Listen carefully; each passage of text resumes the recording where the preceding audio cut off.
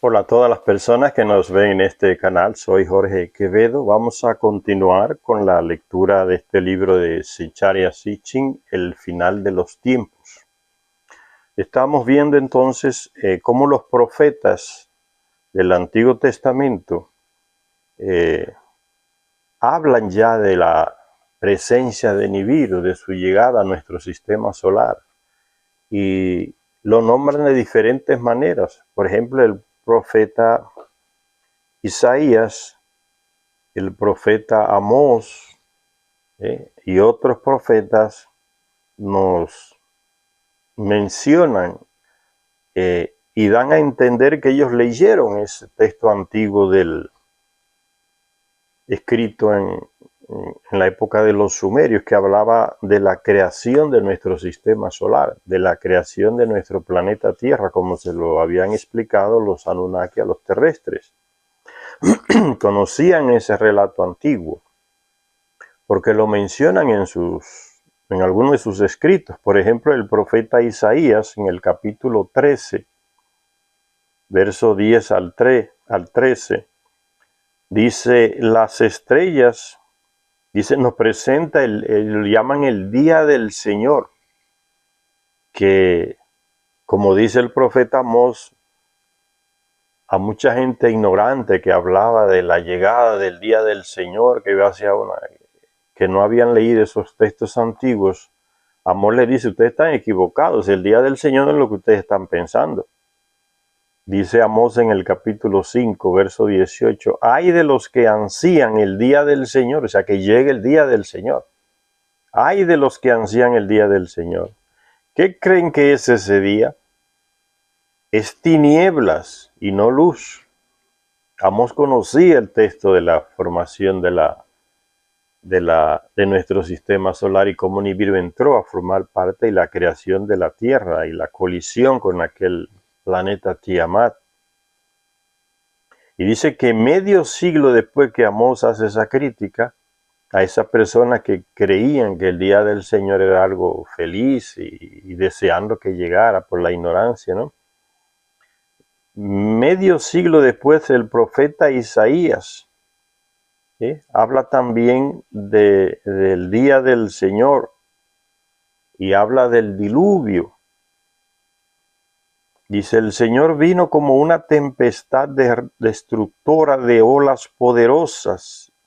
La gran ola que se formó en la Antártida, que derritió todo ese hielo y se formó esa ola de kilómetros de altura que barrió la Tierra por la influencia de la cercanía del planeta Nibiru en nuestro sistema solar, que descontrola todo. Dice Isaías en el capítulo 13, verso del 10 al 13, dice: como un suceso celeste que afectará a la tierra, dice. El Señor vino como una tempestad destructora de olas poderosas. Las estrellas del cielo y sus constelaciones, entonces está hablando de alguien que está en el espacio, en este caso un planeta. Las estrellas del cielo y sus constelaciones no darán su luz, porque oscurece todo Nibiru, un tamaño enorme. El sol se oscurecerá en su salida, y no brillará la luz de la luna. Los cielos temblarán y se removerá la tierra de su sitio. Cuando el Señor de los ejércitos esté cruzando el planeta del cruce, este Señor de los ejércitos no se refiere a ningún Yahvé, que era un guerrero genocida. Aquí el Señor de los ejércitos es Nibiru, está cruzando. Recuérdense que la epopeya de la creación, es evidente que este Isaías se leyó también ese texto de la epopeya de la creación sumerio, que existía miles de años de la antigüedad. Dice, porque habla del cruce de este Señor de los ejércitos. Recuérdense que en la epopeya se dice que Nibiru entró o fue atraído hacia el sistema solar nuestro por la creación de los planetas Neptuno, Urano, Júpiter y Saturno, que lo entraron ya definitivamente a nuestro sistema solar y lo colocaron en la misma órbita de Tiamat. Por eso la colisión fue inevitable. Y entonces él se convirtió en el planeta del cruce, porque cruza nuestro sistema solar. Y ahí quedó definida esa nueva órbita de Nibiru, que andaba vagando por el espacio, porque su estrella se murió. O sea, dejó de producir energía la estrella, el sol alrededor del cual él giraba. Dice, el Señor de los ejércitos está cruzando, ¿no? El planeta del cruce. Dice Zecharia Sitchin, lo más destacable de esta profecía de Isaías es la identificación del día del Señor con el momento en que el Señor de los ejércitos, el Señor celeste planetario, Nibiru, esté cruzando. Es el mismo lenguaje que se utilizó en el poema de la epopeya de la creación, o Enuma Elis, llamado también. Es el mismo lenguaje que se usa en ese epopeya. O sea, el tipo es evidente que se leyó ese texto antiguo de sumerio sobre la creación de nuestro sistema solar y el papel de Nibiru. Dice Zecharia Sitchin entonces que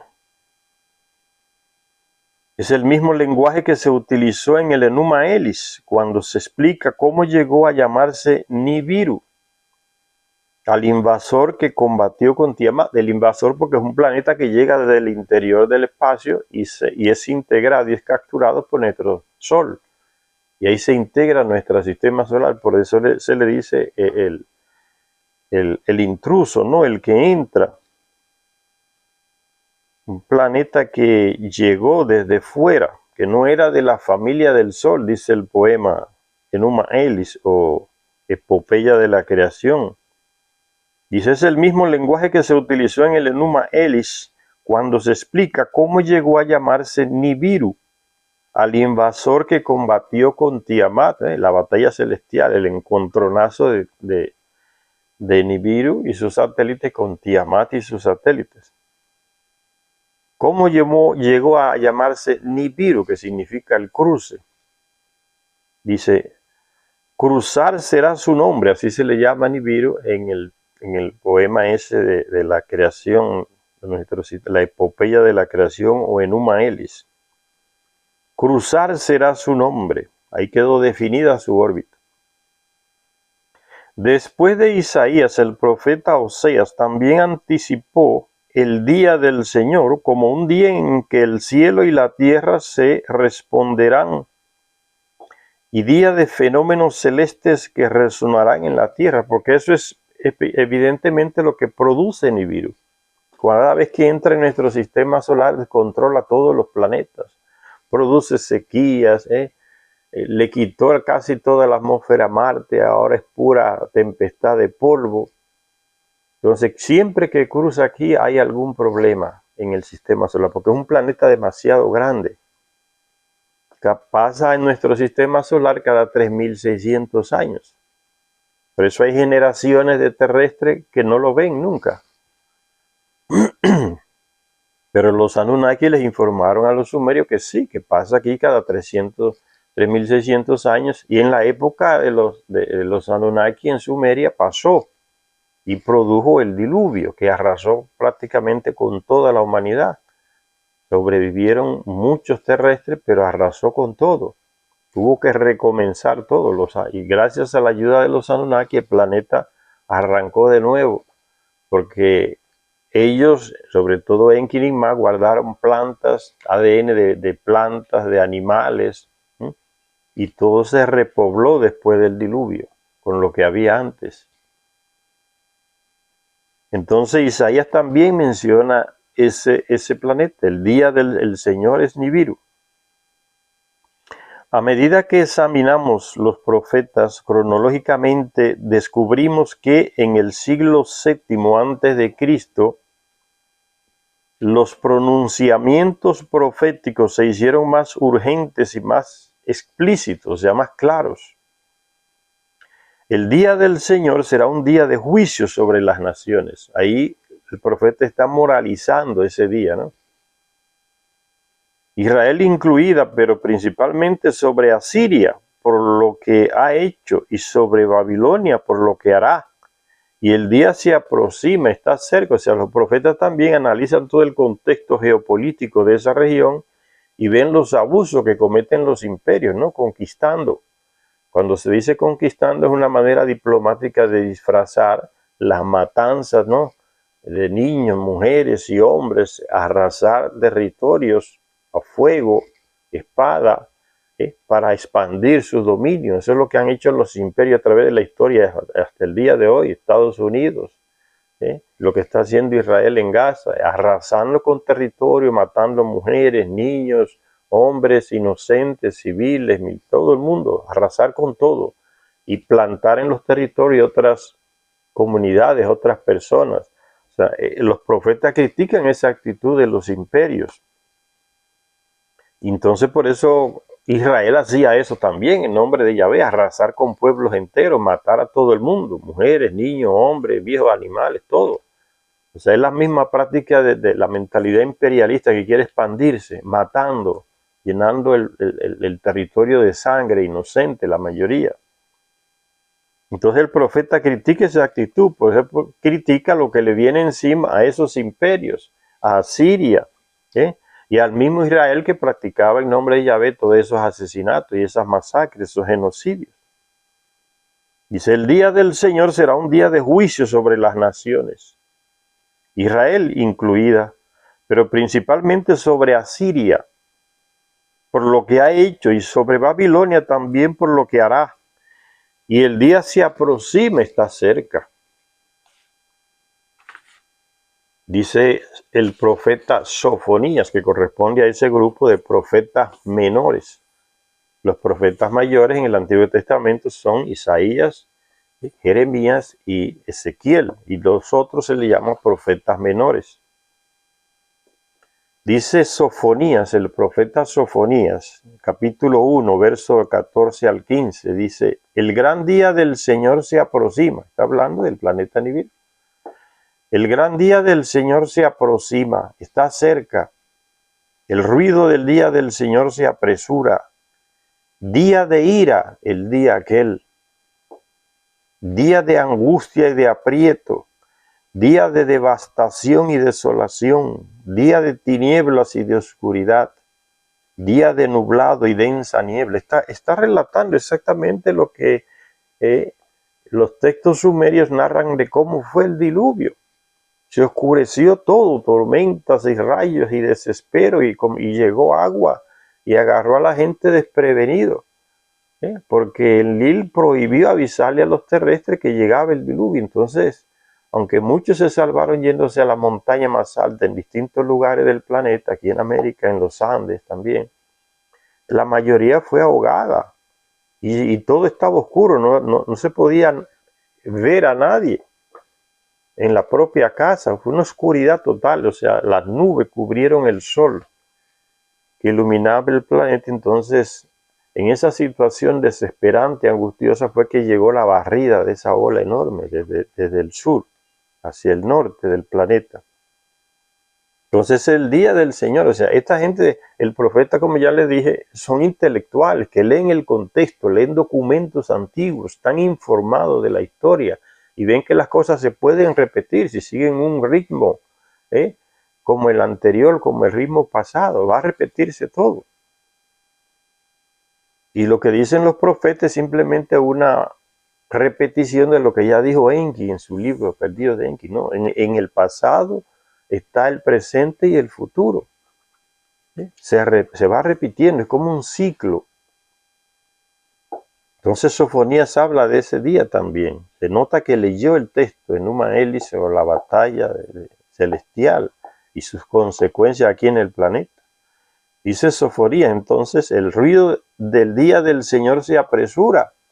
Como dijo Enki, ¿no? El día que llegó el diluvio comenzó ese temblor de tierra y un ruido en el planeta entero, como que se estaba destruyendo todo. Un ruido enorme, que la gente no sabía de dónde salía.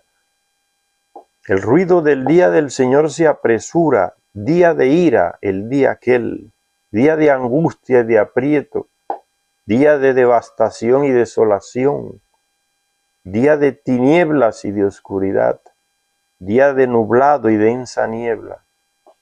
Sofonías capítulo 1, versos del 14 al 15. Los que tengan sus Biblias que lo lean. Pero recuerden que la Biblia que Zecharia Sitchin usa es la Biblia hebrea. Entonces, lo más seguro es que en las Biblias que ustedes usan van a encontrar otras palabras.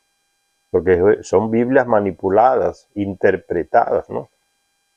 No remiten al texto original, que es el texto de la Biblia hebrea, como lo sabe leer, lo sabía leer Zecharia Sitchin.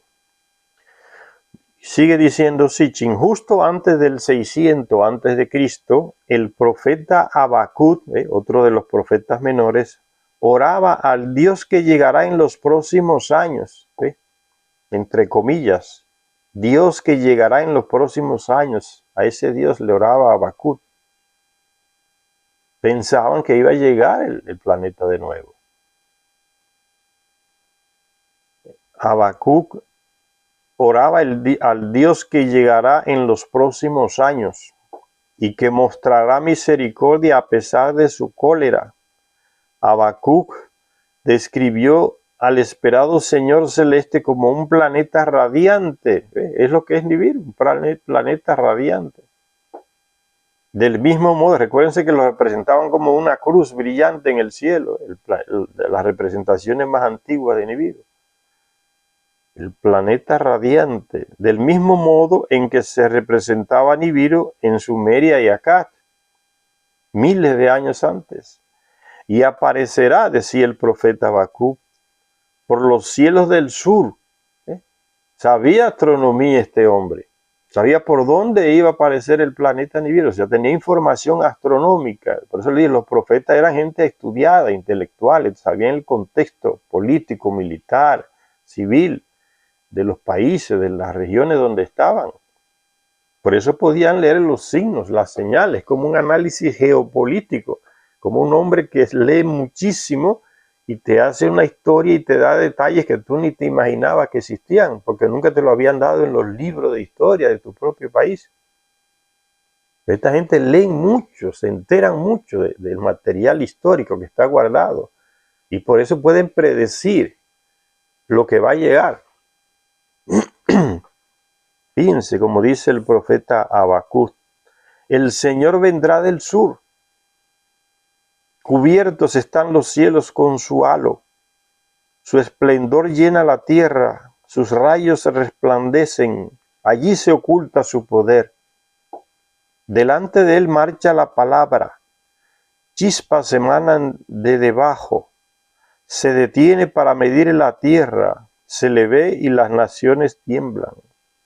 Se veía como una estrella en el firmamento el planeta Nibiru. Varios textos de las tablillas antiguas traducidas por Zecharia Sitchin nos dan ese detalle, ¿no?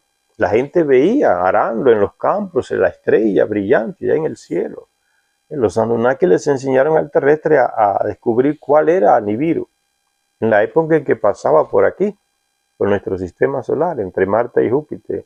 Por eso miles de centros de observación astronómica, de observatorios astronómicos alrededor del mundo se han encontrado las ruinas de esos observatorios. Ellos que lo elaboraron para enseñar al terrestre a ver a Nibiru en el cielo, a conocer la presencia del planeta en el cielo, como una estrella brillante, radiante, distinta a los planetas de nuestro sistema solar, a Venus, a Marte, a Júpiter, a los otros. Ellos les enseñaron esa astronomía al terrestre. Entonces eso dice el profeta Habacuc.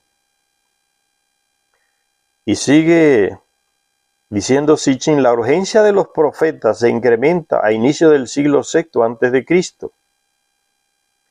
Que está cerca el día del Señor, decían, anuncia el profeta Joel, otro de los profetas menores, que está cerca el día del Señor. El día del Señor está cerca, entonces no había telescopio.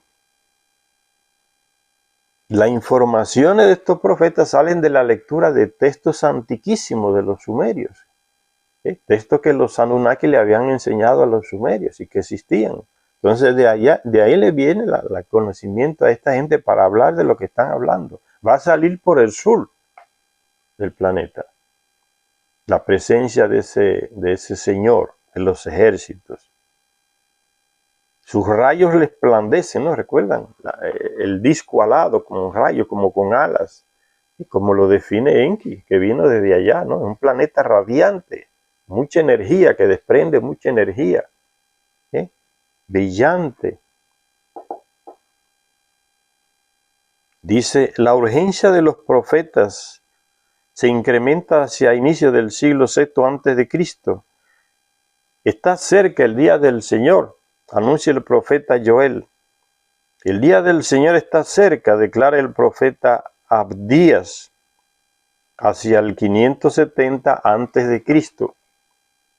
Se le dio al profeta Ezequiel el siguiente mensaje divino, o sea, de uno de esos personajes llamados dioses. Se le dio a Ezequiel ese mensaje diciendo, hijo del hombre. Y hombre fue el nombre que le puso Enki y Nigmat al terrestre que crearon, al primer terrestre, el hombre primitivo. Le llamaron hombre. Y ahí encajaba el aspecto masculino y femenino de ese ser que ellos crearon en laboratorio. El terrestre, el trabajador primitivo, para que sustituyera a los Anunnaki en el trabajo de extraer el oro de las minas. Un terrestre que no estaba civilizado, era como un animal de trabajo y moría trabajando y no reclamaba, no se quejaba.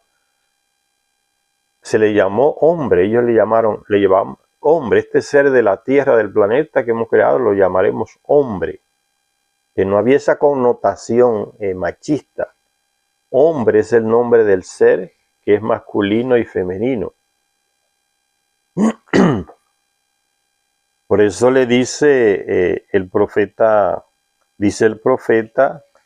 el mensaje divino le dice a Ezequiel, hijo del hombre. O sea, tú eres descendiente de ese ser que creamos, hombre. Hijo del hombre, profetiza y di, así dice el Señor Dios.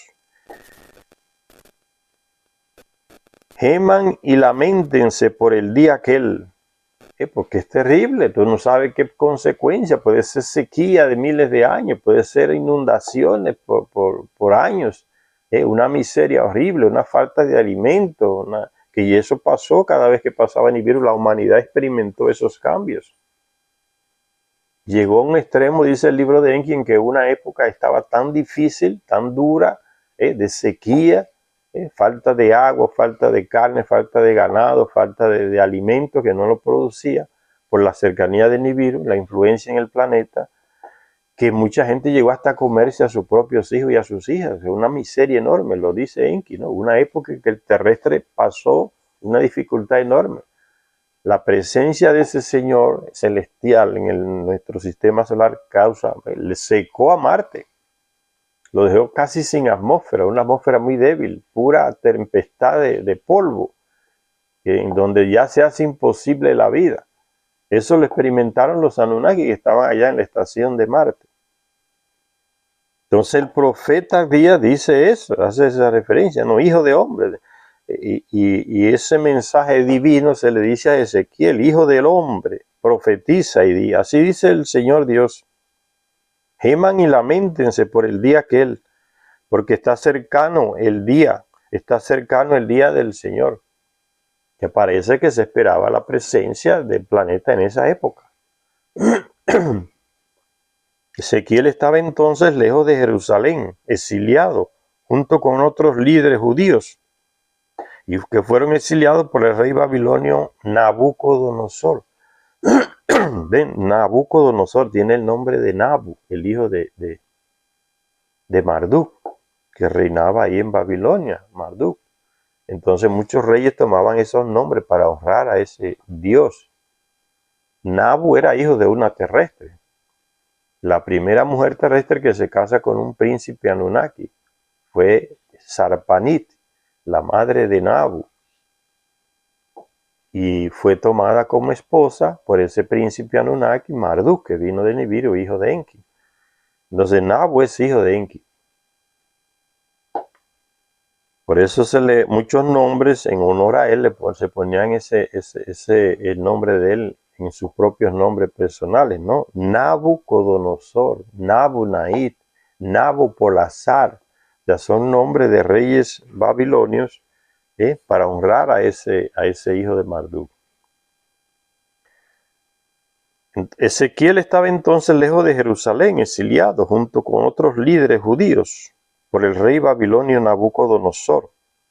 El lugar de su exilio, donde tuvieron lugar las profecías de Ezequiel y su famosa visión del carro celeste, ya se sabe por los análisis de científicos, no solamente de los teólogos y los biblistas, el análisis científico, que la visión de Ezequiel es una visión de una nave. Está describiendo una nave que se posa y él la ve cerca y salen unos pies, como hay muchos ovnis hoy que aparecen, y sacan unos pies y se posan en la tierra.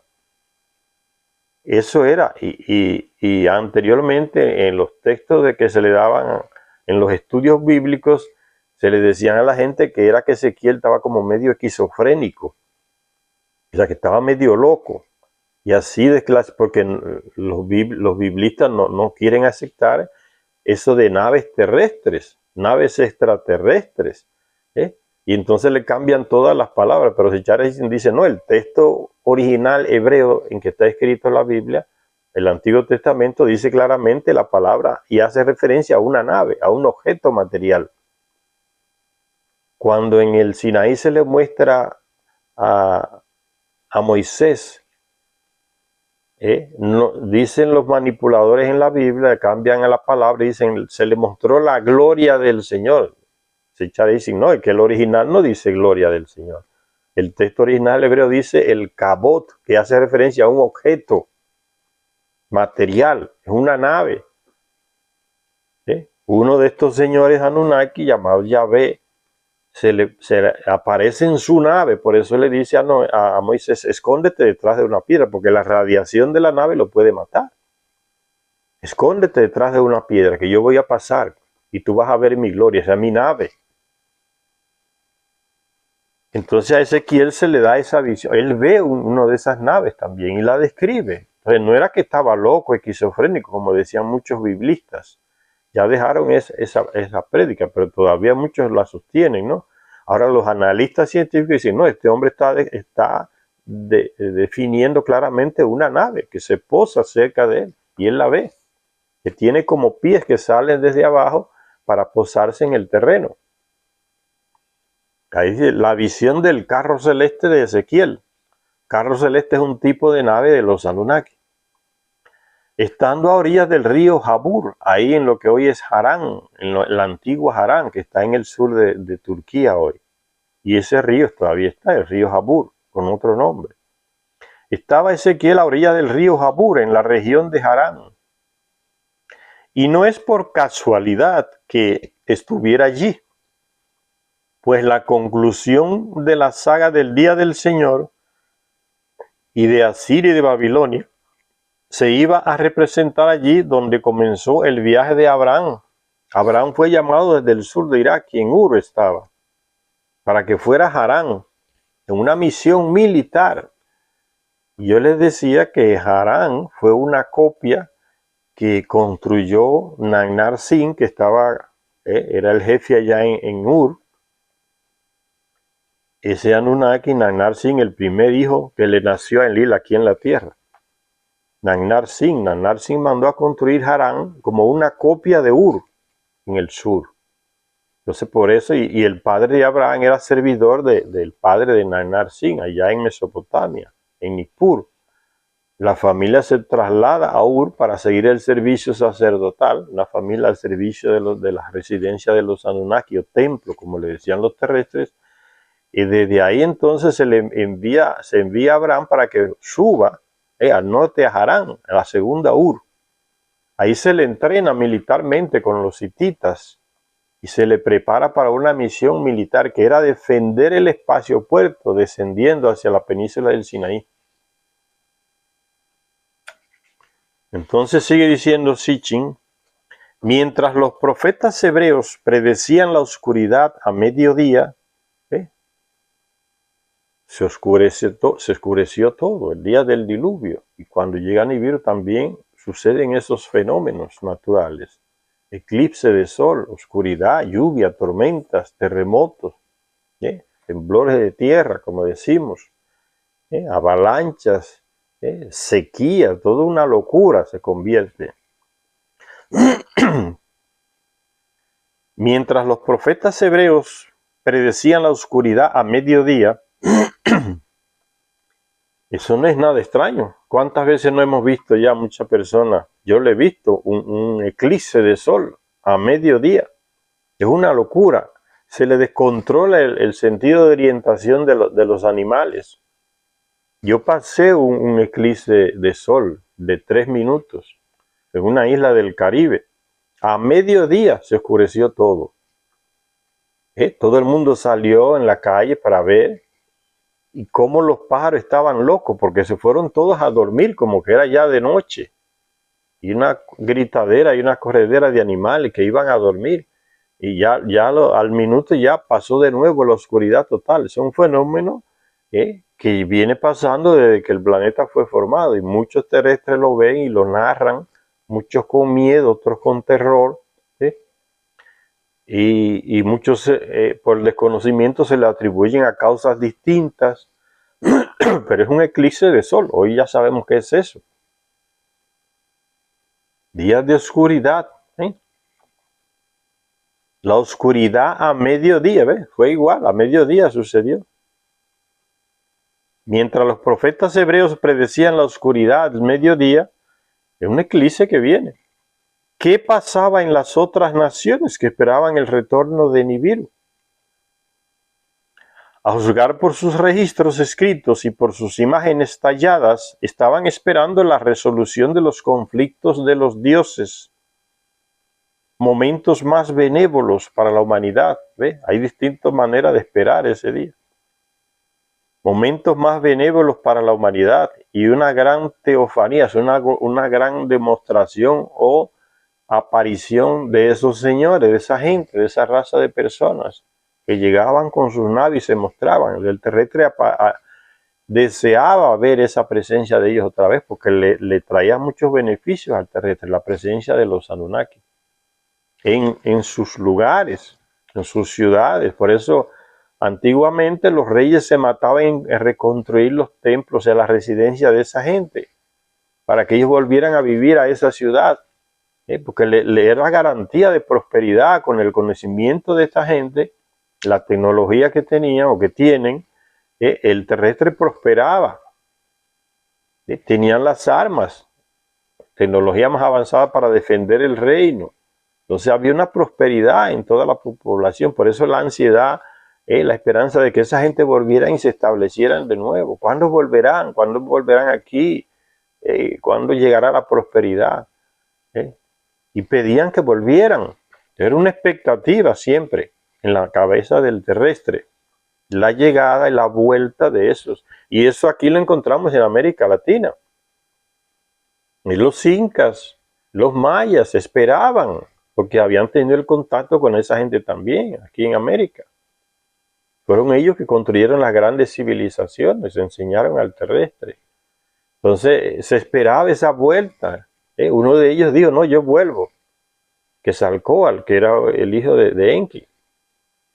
Yo vuelvo, solo que no le decían una fecha que el terrestre se confundía. ¿Era fecha de Nibiru o era fecha del planeta Tierra?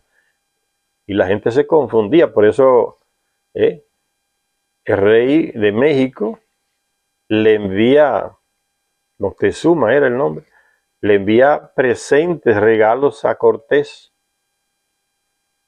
pensando que era ese Viracocha o Quetzalcóatl que volvió, porque ellos tenían ya por tradición el conocimiento de cómo eran los rasgos de esta gente. Raza blanca, nariz aguilucha, cabello blanco, lacio, piel blanca, o sea, es un típico europeo, como diríamos hoy. Y entonces aparece Cortés con esas características, ¿no? Lacio, blanco, nariz aguilucha, con otro tipo de arma, de tecnología. Entonces se confunden los indígenas, son ellos. Solo después que matan a algunos de ellos es que muchos indígenas se convencen, no, pero ellos también mueren igual que nosotros. Entonces no son ellos. Pero ya era tarde. Entonces la esperanza en que esa gente vuelve es permanente en el terrestre, en la cabeza del terrestre, porque les trae muchos beneficios. Ellos pueden controlar esos desastres que produce el mismo planeta de ellos, o enseñar al terrestre cómo salvarse, cómo librarse de esos desastres naturales que produce la presencia del planeta de ellos aquí en nuestro sistema solar. Entonces a eso se le llama gran teofanía, en el lenguaje religioso, la aparición de esa gente físicamente, ¿no? Y en sus naves. Una gran teofanía se esperaba. ¿Cómo veremos? Estaban metidos de lleno en ello, dice Secharesian. Como veremos, esos profetas antiguos estaban metidos de lleno en esas expectativas. Anticipando el gran acontecimiento, se movilizó a sacerdotes para que observaran los cielos en Nínive y en Babilonia, los observatorios astronómicos. Que los mismos Anunnaki le enseñaron a los terrestres, ¿no? En los grandes edificios, encima, la parte más alta, los grandes observatorios astronómicos a través del planeta, creados para eso, para que aprendiera el terrestre a ver los señales en el espacio y a identificar la estrella más brillante, la más ardiente, Nibiru. Esas expectativas estaban. Anticipando el gran acontecimiento, se movilizó a sacerdotes para que observaran los cielos en Nínive y Babilonia, tomaran nota de los fenómenos celestes, los fenómenos celestes en el espacio, las variaciones en los planetas que se dan, para que observaran los cielos en Nínive y Babilonia, tomaran nota de los fenómenos celestes e interpretaran sus augurios. Se registraron meticulosamente todos los fenómenos y se dio cuenta de ellos a los reyes, porque los astrónomos eran los sumos sacerdotes que controlaban el conocimiento que los Anunnaki le transmitían a los terrestres a través de los sumos sacerdotes, porque eran los servidores de la residencia del Anunnaki, del templo, como le llaman los terrestres, a esas residencias de los dioses. Entonces, ellos recibían privilegiadamente las informaciones astronómicas a nivel de ciencia, de conocimiento. Esta casta de los sacerdotes que fueron creados por los Anunnaki, entonces tenían ese privilegio de tener más contacto cercano con esta gente, y ellos eran los mediadores para transmitirle a los terrestres comunes esos conocimientos, esos hallazgos. Entonces dice Zecharia Sitchin, en las ruinas, entonces le informaban a los reyes de esos descubrimientos, esos sacerdotes astrónomos. En las ruinas de las bibliotecas reales y de los templos, los arqueólogos han encontrado tablillas en las que figuran estos registros e informes de esos acontecimientos, de esos hallazgos, de esos astrónomos sacerdotes. No, esa mentalidad confunde, porque no es que sacerdote como lo que tenemos hoy, señores. Ni ellos veían a los dioses como las religiones nos lo pintan hoy. No era nada de eso, era algo distinto. Ellos veían a los dioses como una raza de gente superior. Y los veían como personas superiores, más avanzados intelectualmente, a nivel de ciencia, de tecnología. Y los veían como sus señores. Abraham mismo le dice, mis señores, vengan, quédense aquí, coman algo. Cuando aparecen aquellos tres enfrente de la tienda de él. Ellos sabían que esa raza de gente estaba entre ellos y los conocían y lo distinguían. Yo les puse el ejemplo, es como un noruego que venga con el cabello blanco, nariz fina, piel blanca y se mete en una comunidad del interior de nuestro país. Nuestro mundo es moreno. Todo el mundo sabe que es uno de nosotros, porque se parece con nosotros, pero también sabe hacer la diferencia. Este tipo no es de aquí. Era exactamente la misma visión que tenía el terrestre de los Anunnaki. Se le distinguía entre los otros, a esas personas. Dicen, esos registros reales se encuentran esos detalles que daban los sacerdotes a los reyes de sus observaciones que habían hecho. Había que dar un informe al rey. Acuérdense que los sacerdotes eran mantenidos por los reyes. Y esas residencias, los reyes eran que aportaban los recursos económicos para que se mantuvieran esas residencias bien preparadas y haciendo su papel de control del conocimiento, de la sabiduría, de las informaciones estratégicas. Dice, Una colección de tablillas bien conocida en la cual se combinaban por antigüedad unas 70 tablillas es la de una serie titulada Enuma Anu Enlil. Ese es el título en sumerio, en acadiano, Enuma Anu Enlil. En ella, en esta colección de 70 tablillas, se daba cuenta de informaciones de planetas, estrellas y constelaciones. Si no había telescopio, ¿cómo el terrestre sabía todo esto? Porque se lo informaban los dioses, los Anunnakis. Entonces se dan informaciones de planetas, estrellas y constelaciones clasificados en función de su localización, y en el camino de Anu y en el camino de Enlil, y que abarcaban el arco celeste desde los 30 grados sur hasta el cenit en el norte. Esas informaciones se las pasan los Anunnaki al terrestre y a esa casta de sumos sacerdotes. Por eso ellos tienen esos conocimientos y lo escribían en tablillas de arcilla para que fuera preservado por miles de años. Por eso tenemos la información hoy en esas tablillas. Si hubiesen escrito en papel o en CD o en pendrive, eso se echa a perder con el tiempo. La piedra y el barro seco es esa garantía de que va a permanecer por miles de años esos escritos. Entonces, no era que eran atrasados porque escribían en tablillas de arcilla, ¿no? Recuérdense que estamos hablando de una raza de gente que no cree hoy que tiene millones de años más avanzado que nosotros. Entonces es ser idiota pensar que porque escribían en tablillas de barro eran atrasados. Es lo contrario, es que ellos vieron que esa es la manera más fácil y más permanente de conservar la información para futuras generaciones. Por eso la tenemos hoy, hasta el día de hoy, tablillas escritas. ¿Qué es lo que ha inventado el terrestre hasta el día de hoy con su conocimiento científico que dure millones de años? Una información. En un CD eso se echa a perder, un pendrive eso se echa a perder, en una cinta grabada eso también se echa a perder con el paso del tiempo. El barro, la piedra, ahí pasan millones de años y permanece el informe. Es inteligencia, es sabiduría, no es nada de atraso mental o tecnológico. Entonces, eso del camino de Anu, el camino de Enlil, el camino de Enki, esa división en el planeta, ¿no? En la esfera celeste del planeta y en el espacio, lo crea, lo elabora Enki. Divide como la esfera espacial en 3 caminos: el camino de Anu en el centro, encima Enlil y debajo el camino de Enki. Representándolo a ellos que son los jefes principales. Enlil, el comandante en jefe, está en la parte de encima. En el centro está Anu, que es el rey de Nibiru, el camino de Anu. Y en el sur, que está controlando África, en sus dominios, que es Enki, él mismo coloca el camino de Enki, camino de Ea. Entonces esa división espacial, a veces imaginaria, la elabora Enki, y ese conocimiento se le transmite a esos sumos sacerdotes que son como el resguardo de ese conocimiento, de esa sabiduría antigua, que les ayuda a leer los símbolos en el cielo. Miren, pura matemática astronómica, señores.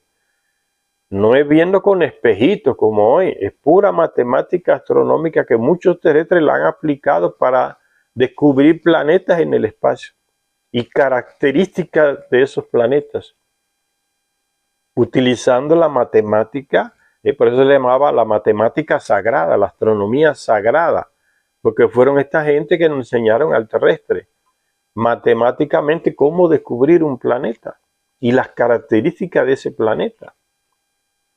Que eso lo han hecho muchos científicos terrestres. Yo le mencionaba a uno, Carlos Muñoz Ferrada, un chileno, ya muerto hace muchos años, predijo terremotos. Era un geólogo. Con la matemática astronómica descubrió a Nibiru y dijo sus características. Tiene cola como un cometa, tiene una órbita como un cometa inmensa, pasa por acá cada 3000 y tantos años. Parece que tiene alas, exactamente como es Nibiru, como lo describieron los Anunnaki a los sumerios, Carlos Muñoz Ferrada, con pura matemática astronómica. Todos los diseños en papel, la órbita, las velocidades distintas que tiene Nibiru. Alrededor de una estrella muerta gira allá y regresa aquí porque fue capturado por el Sol. en papel, todo lo diseñó, no con espejito ni con telescopio, con la matemática astronómica, que los Anunnaki le enseñan al terrestre para saber, ver los distintos planetas. Al principio las observaciones se interpretaban comparando los fenómenos con registros astronómicos de tiempos sumerios. Con la información antigua, pasada, se confirma lo que había hoy. Ven cómo el pasado ayuda a lo que es hoy, a lo que viene en el futuro. Esta técnica ya la usan esta gente, ¿no? Se lee el informe antiguo, pasado, para saber lo que está pasando hoy y si va a pasar hoy y lo que pasará en el futuro. De nada de magia ni nada, es tecnología que ellos nos enseñan. Al principio las observaciones se interpretaban comparando los fenómenos con registros astronómicos de tiempos sumerios. Aunque escritos en acadio, la lengua de Asiria y de Babilonia, los informes de las observaciones utilizaban en gran medida terminología y matemáticas que habían sido usados en la época de los sumerios. Estas tablillas hicieron el papel de manuales astronómicos en los que se sugería a partir de la experiencia pasada, el pasado, qué significado oracular tenía un fenómeno.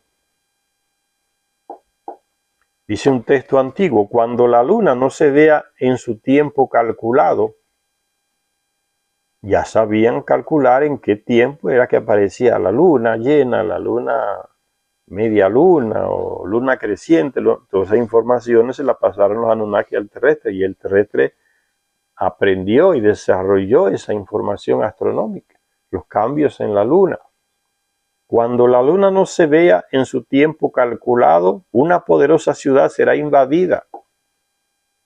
Cuando un cometa alcance el sendero del sol, el flujo de los campos disminuirá. Una revuelta acaecerá 2 veces. Cuando Júpiter vaya con Venus, las oraciones del país llegarán a los dioses, como que cuando no se dice hoy.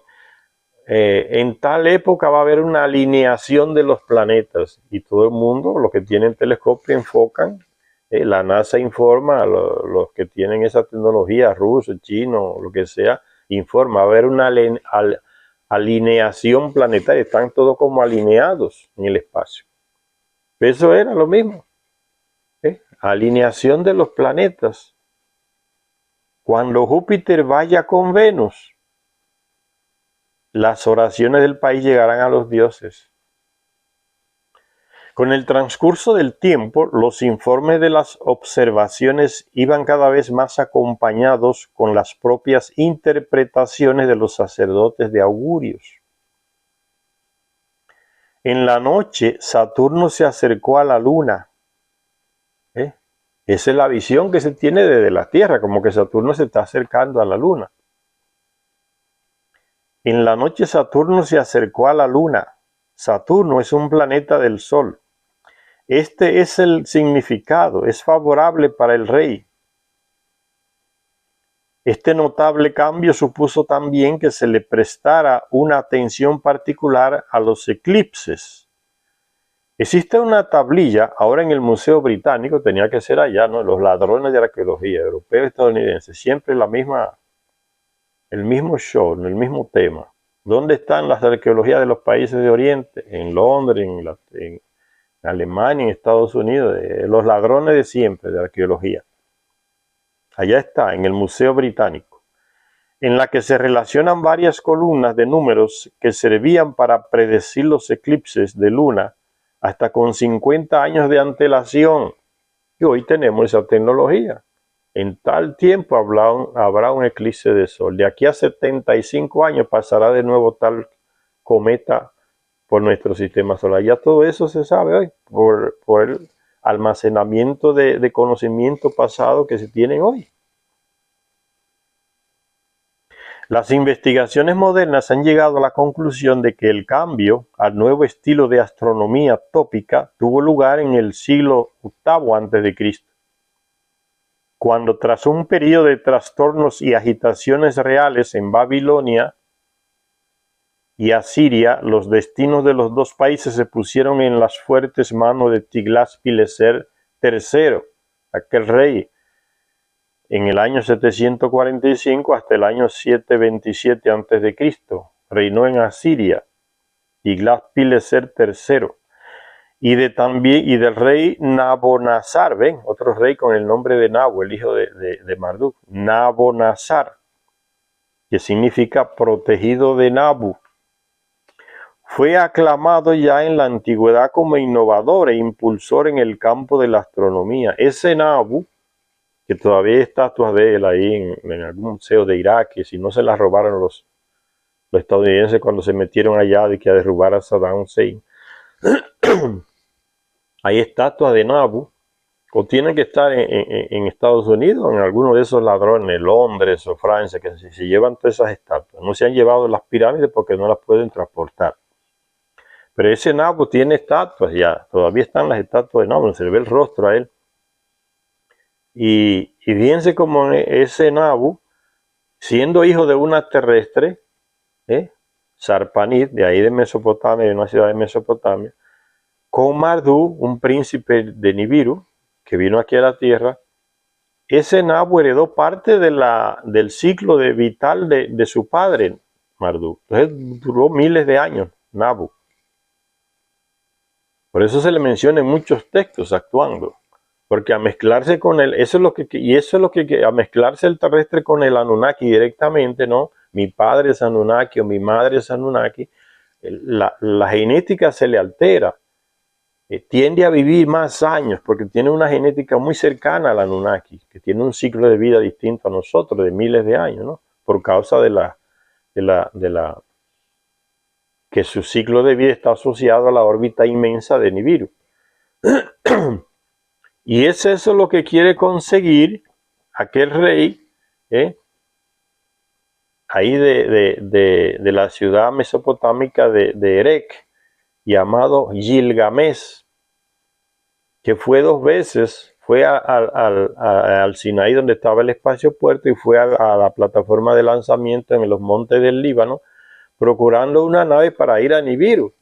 Y al alimentarse allá en Nibiru con el agua, los alimentos, era garantía de que él iba a vivir miles de años, diferente a sus amigos terrestres. Porque la mamá de él era una Anunnaki, vivía aquí en la Tierra. Entonces él tenía 3 partes de Anunnaki y su padre era un rey terrestre. Entonces es la misma cuestión de Nabu, ¿no? Viven más porque tienen una conexión directa a nivel de sangre sanguínea con un Anunnaki. Su madre era Anunnaki. El padre de Nabu es Marduk Anunnaki. La madre de Gilgamesh, Ninsun, era una Anunnaki pura. Entonces él busca, ese rey Gilgamesh busca, dice, no, es que a mí me corresponde vivir miles de años, yo no puedo morir como están muriendo mis compañeros terrestres. Y él se mató por ir a Nibiru y volver para tener esa variación genética, pero al final no pudo viajar.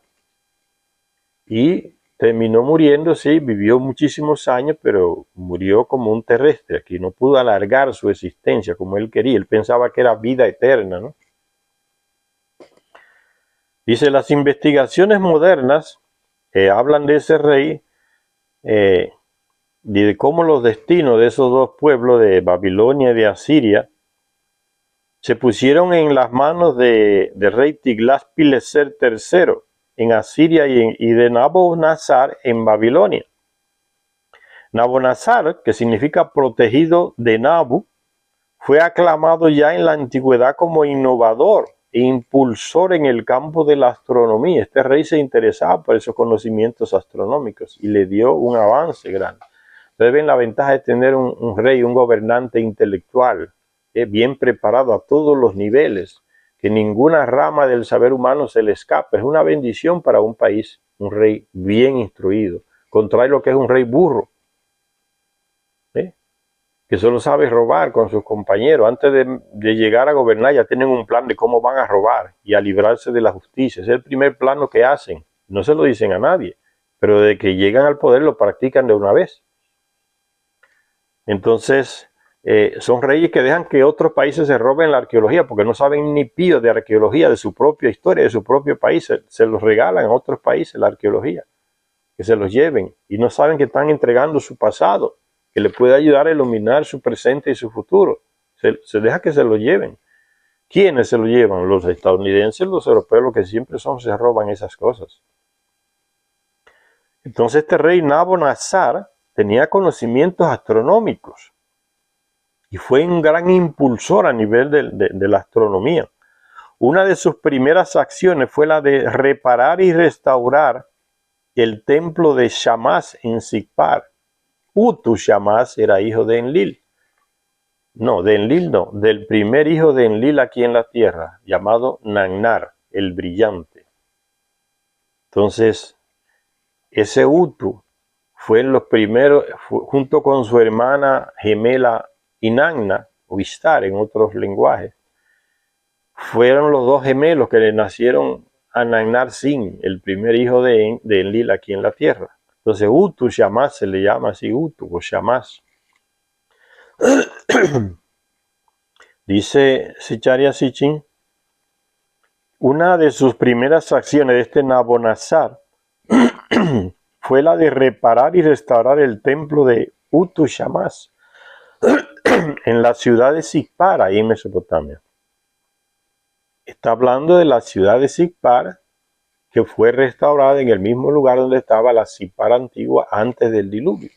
El diluvio arrasó con todas las ciudades que los Anunnaki levantaron ahí en Mesopotamia, y después del diluvio, miles de años, o cientos de años, los Anunnaki le entregaron los planos de las ciudades antiguas a los terrestres.